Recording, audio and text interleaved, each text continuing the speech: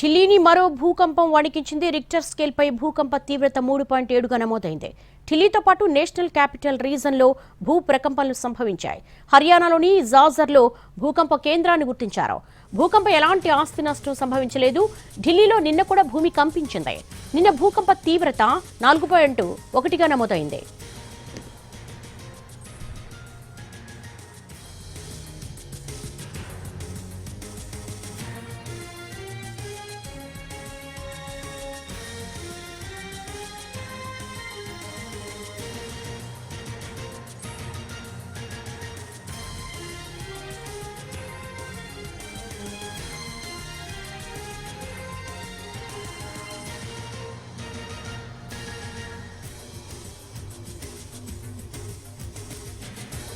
దేశ రాజధాని ఢిల్లీని మరో భూకంపం వణికించింది. రిక్టర్ స్కేల్ పై భూకంప తీవ్రత 3.7గా నమోదైంది.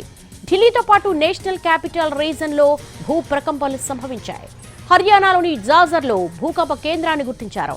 భూకంపం వల్ల ఎలాంటి ఆస్తి నష్టం సంభవించలేదు. ఢిల్లీలో నిన్న కూడా భూమి కంపించింది. నిన్న భూకంప తీవ్రత 4.1గా నమోదైంది.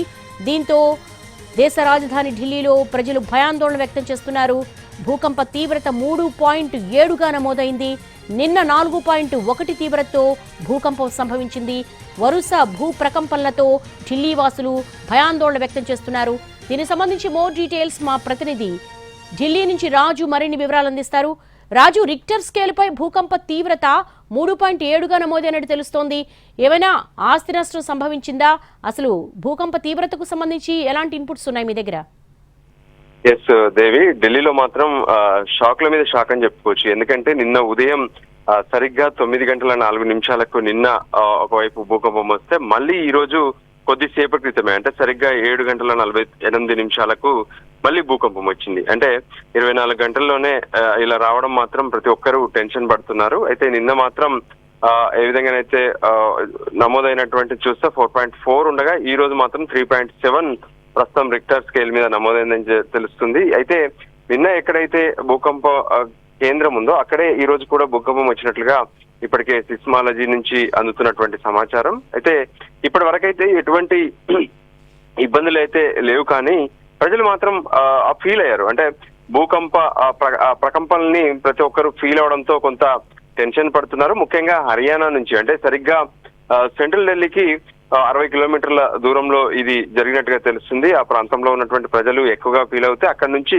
చుట్టూ ఉన్నటువంటి ప్రాంతాల్లో కూడా ఈ భూమి కంపించినట్టుగా చాలా మంది ఫీల్ అయ్యారు. అయితే సాయంత్రం వేళ కొంత అందరూ బిజీగా ఉంటుండేటువంటి సమయం కాబట్టి కొంత రోడ్లపై ఉన్నటువంటి వాళ్లకు ఈ విషయం తెలియదు, కానీ ఇళ్లలో ఉన్నటువంటి వాళ్లకు, ఆఫీసులో ఉన్నటువంటి వాళ్ళు మాత్రం ఖచ్చితంగా ఈ భూ ప్రకంపనలను వాళ్ళు చూశారు. సో దాంతో టెన్షన్ పడ్డారు. ఎందుకంటే నిన్న ఉదయమే ఒకవైపు భూకంపం వచ్చింది, అంతలోనే మళ్ళీ ఈ రోజు భూకంపం వచ్చిందంటే ఈ తీవ్రత ఏమైనా ఎక్కువగా ఉంటుందా ఏంటి అని కూడా టెన్షన్ పడుతున్నటువంటి పరిస్థితి ఉంది. అయితే ఇప్పటికే అటు కేంద్ర రాష్ట్ర ప్రభుత్వాలు సైతం ప్రజలను అప్రమత్తం చేశాయి. ఒకవేళ భూకంపం వచ్చేటటువంటి పరిస్థితి కానీ అలా షేక్ అవుతున్నప్పుడు ఇళ్లలో ఉండకుండా వెంటనే ఓపెన్ గా ఉండేటటువంటి ప్రాంతాలకు బయటికి వెళ్ళిపోవాలి. అంతేకాదు దాచుకోవాలి. అంటే ఏదైతే టేబుల్స్ కానీ ఏవైనా ఇళ్లలో ఉన్నప్పుడు ప్రాంతాల్లో టేబుల్స్ కింద దాచుకునే ప్రయత్నం చేయాలని కూడా స్పష్టం చేసినటువంటి పరిస్థితి ఉంది. ఏదేమైనా బహిరంగ ప్రదేశాలకు వెళ్లడమే ఉత్తమమని కూడా సూచనలు ఇచ్చారు. అయితే పుకార్లను మాత్రం నమ్మొద్దు, పూర్తిగా అధికారిక సమాచారాన్ని నమ్మి దానికి అనుగుణంగానే ప్రజలు స్పందించాల్సి ఉంటుందని చెప్పారు. అయితే ఇప్పుడు వచ్చినటువంటి ఈ భూకంపం వల్ల మాత్రం ఎక్కడ ఎటువంటి నష్టం మాత్రం జరగలేదు. Devi. All right Raju, thanks for the live updates.